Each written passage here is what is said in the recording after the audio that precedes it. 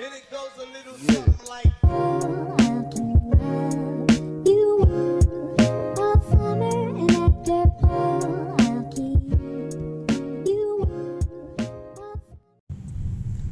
Assalamualaikum dan hai.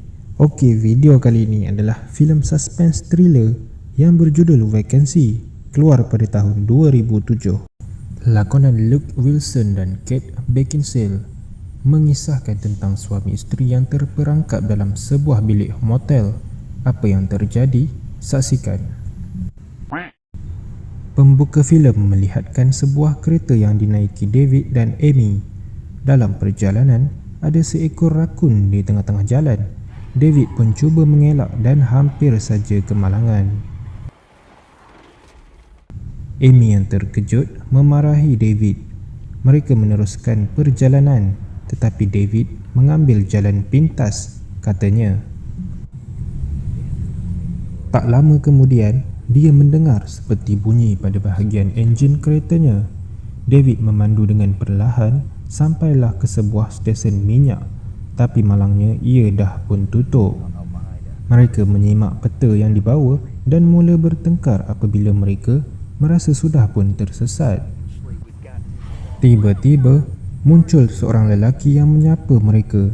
Dia adalah seorang mekanik dan memberitahu kereta David masih boleh dipandu. Dia menunjukkan arah untuk keluar ke highway. Mereka pergi dengan gembira, tetapi hanya sementara kerana kereta David mula buat hal semula. Mereka berpatah balik dengan berjalan kaki ke stesen minyak tadi untuk mencari bantuan.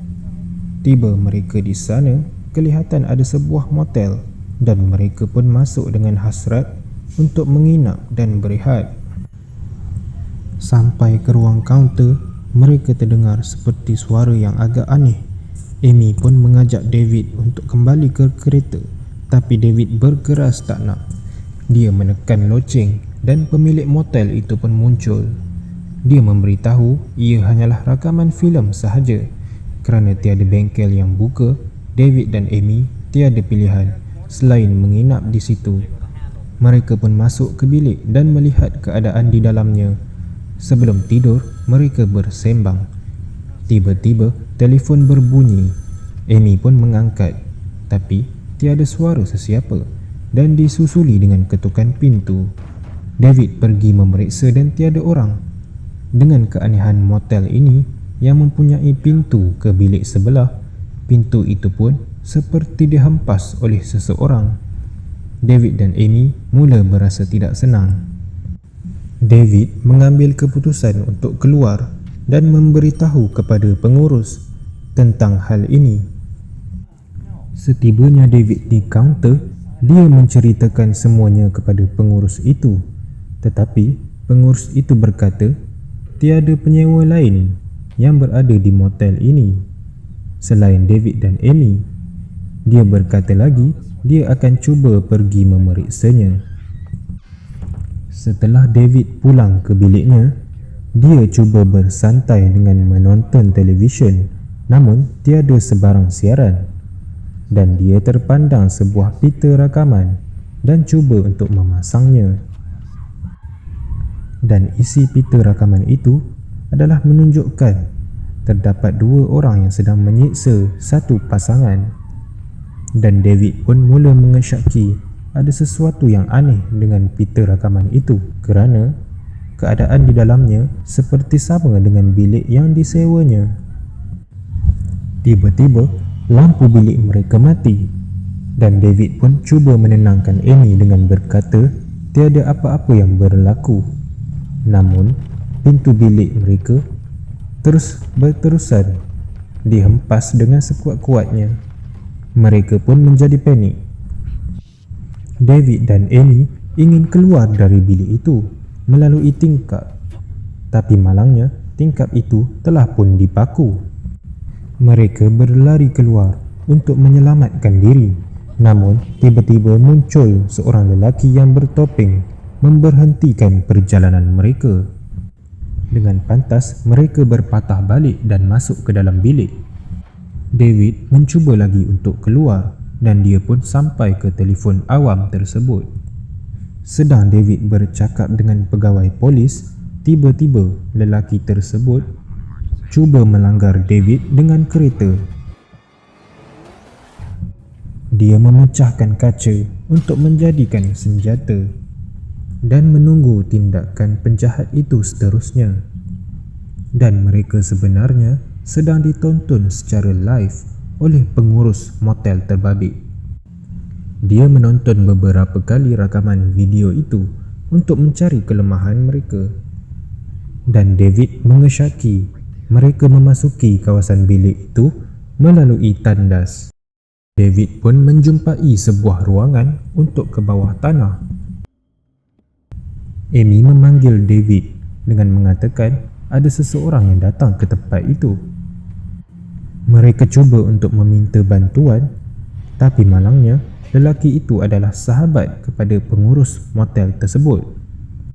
Mereka pun mengambil keputusan untuk cuba masuk ke dalam terowong bawah tanah itu. Dan dalam perjalanan, mereka terlihat sekumpulan tikus yang banyak. Dan David pun cuba menenangkan Amy yang ketakutan. Setelah penat merangkak, mereka pun sampai ke sebuah ruangan. Dan ternyata ruangan itu adalah bilik pengurus motel tersebut untuk mengawasi mangsa-mangsanya. Pengurus itu sedar bahawa David dan Amy telah melarikan diri dari bilik mereka dan dia agak marah lalu menyuruh anak buahnya untuk mengejar mereka.